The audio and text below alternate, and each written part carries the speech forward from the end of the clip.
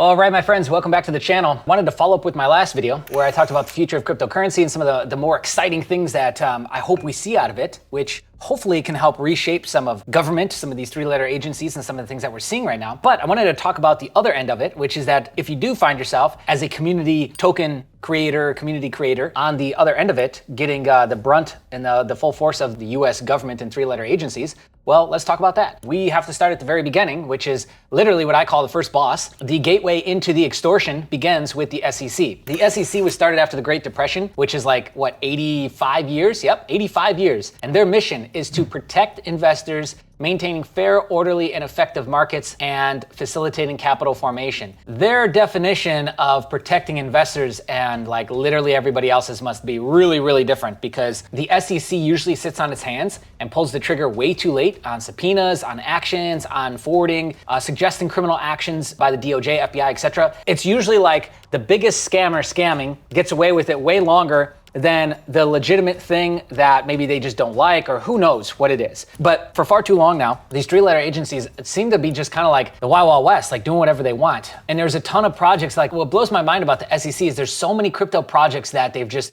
not touched. And so we do have three recent examples, though, of the SEC getting involved and being involved in things that should question your trust in the SEC, if you even trusted it before. First one is the massive amount of overlap, let's call it, for lack of better words, with Gary Gensler, who's currently the chair of the SEC, and Sam with FTX, and Sam's family, and the teachers and the schools that they all grew up in, went to, et cetera, et cetera. There's way too much shit going on there. There was some dirty behavior that occurred in that, and you can dive into that rabbit hole if you want. There's a lot there to unpack for sure. That said, though, is that the chair of the organization that's supposed to be helping keep things fair should not be involved in that in any degree. We could poke apart and look at the Howey test and how that's applied a certain way over here and subjectively over there. It shouldn't be. Down the middle, this is it. If it passes, it passes. If it fails, it fails, right? Which we could all debate the legitimacy of the Howey test and it needing to be updated in 2023 all day long. But the fact is, that's the test that they use, and they are completely subjective as to what passes it and what fails it. That's one case we've got. We've got the XRP recent, decision and precedence that was put forth,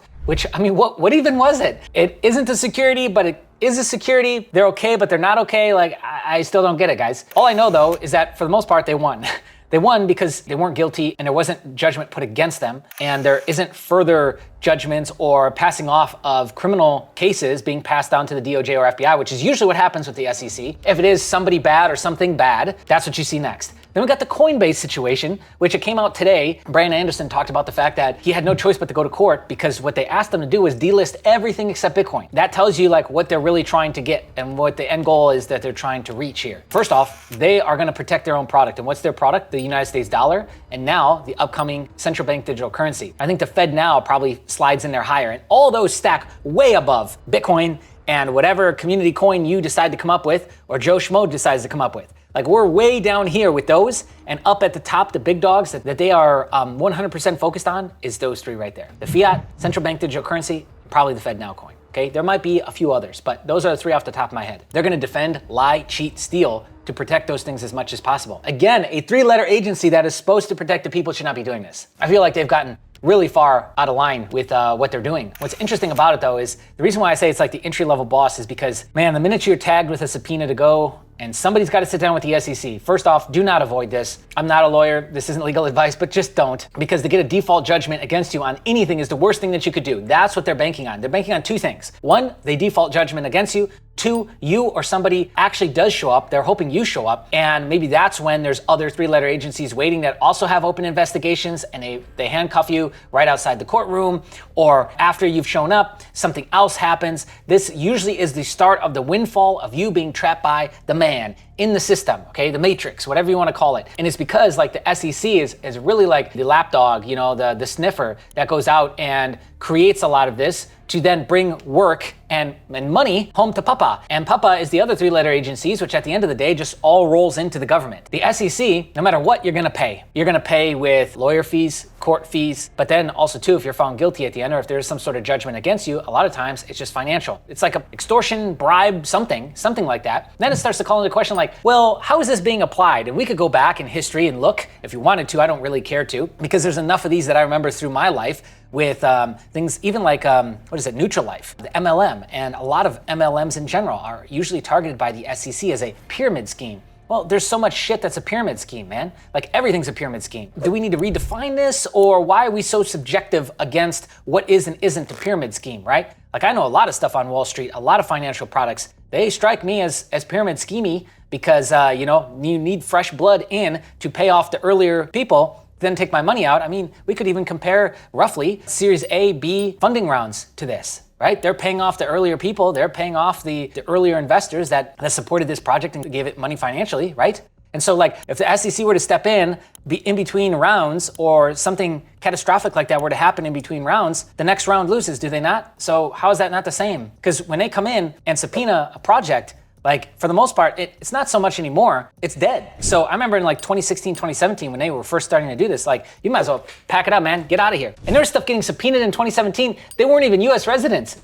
How does that work? If that doesn't speak to the oversight, or the overreach rather, of the SEC, I really don't know what does. That they were literally so confident, thinking that they were just going to SEC non-US citizens to do what? To stop selling in the United States. Like how do you even stop that? How do you even track that? Back then, some of them were actually using marketing in the United States towards, US residents, but I digress. Okay, the point is that how do we know that these aren't just competitors to your scheme? We don't even know what you're defining pyramid scheme as. We can go and look at it on a million different definition sites, that's fine, but that's not how you're down the middle applying these rules. And so it's like, you gotta start to question, the US dollar itself. Like, let's just take a step back. Fiat currencies don't usually last as long as some of them that we have right now. I can't even remember the averages, but we did a deep dive into this on the channel at one point. I think it was like 2 years ago. And there's been a lot of fiat currencies and they usually don't last that long. And so we'll put the number on the screen. I'll probably Google it after this because it's gonna kill me now that I forgot. We've had a lot. So it's like, at the end of the day, like what makes the US dollar valuable? Well, it's everyone agreeing that it has value. Inherently,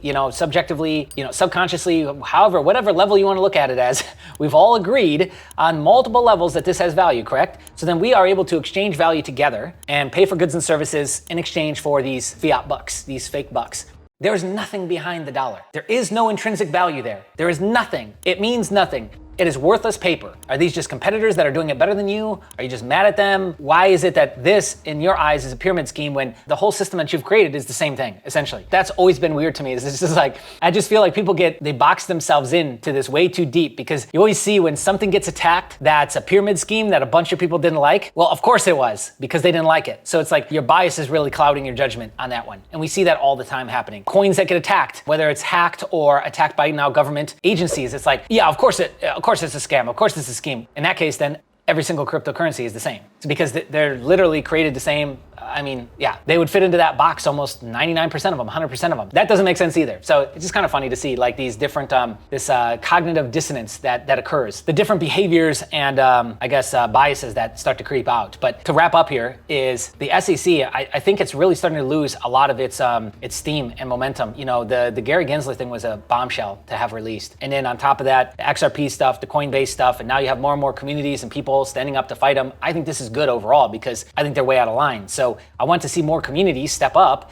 and legally defend themselves, their rights, their sovereignty, because that's what this is really all about. Them telling you what you can and can't invest in. I don't need you to tell me that. I actually didn't hire you at all to do that, and I don't pay you in any sort of way. Well, indirectly through my taxes I do, but I didn't want you to do this. I didn't ask for you to do this. Like, you just demanded this and took this right over me and are dictating over me what I can and can't do. In the meantime, there's like a million examples of how you've unfairly applied these rules, laws, regulations, actual laws being applied subjectively is just weird. So yeah, like, I don't want it. No, thank you. This is a big step is, once you get into the front door and the belly of the beast is like, you got to be ready. And this will happen to, I assume most, big coins and projects and cryptocurrency communities. Like, it's just a matter of time before the lapdog, the SEC, comes and gets you, and then you have to decide, are you going to fight, or there's really no sense in running. That's probably the silliest thing that you could do because there is no outrunning that. And then it just makes you look really, really bad. Even if you're just scared or don't believe in this system, you got two options. You show up and fight it on their turf with their rules,